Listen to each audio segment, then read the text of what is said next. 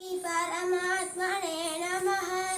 अथ पञ्चमोऽध्यायः कर्मसन्न्यासयोगः। अर्जुन उवाच सन्न्यासं कर्मणां कृष्ण पुनर्योगं च संससि यच्छ्रेययेतयोरेकं तन्मे ब्रूहि सुनिश्चितम्। श्रीभगवानुवाच सन्न्यासः कर्मयोगश्च निःश्रेयसकरावुभौ तयोस्तु कर्मसन्न्यासात् कर्मयोगो विशिष्यते। ज्ञेयस्य नित्यसन्न्यासी यो न द्वेष्टि न काङ्क्षति निर्बन्धो हि महाभावो सुखं बन्धात् प्रमुच्यते। सांख्ययोगो पृथक् बालाः प्रददन्ति न पण्डिताः एकमप्याकृतः सम्यक् उभयो विन्दते फलम्। यत्साङ्ख्यै प्राप्यते स्थानं तद्योगैरपि गम्यते। वेगं साङ्ख्यं च योगं च न पश्यति स पश्यति। सन्न्यासस्तु महाभावो दुःखमाप्तुमयो गतः योगयुक्तो मुनिर्ब्रह्म न चिरेणाधिगच्छति।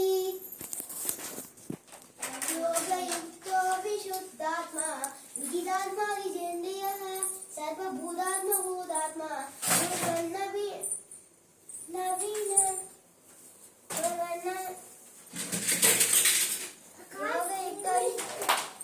सर्वभूतात्मा कुर्वन्नपि लिप्यते नैव किञ्चित् नैव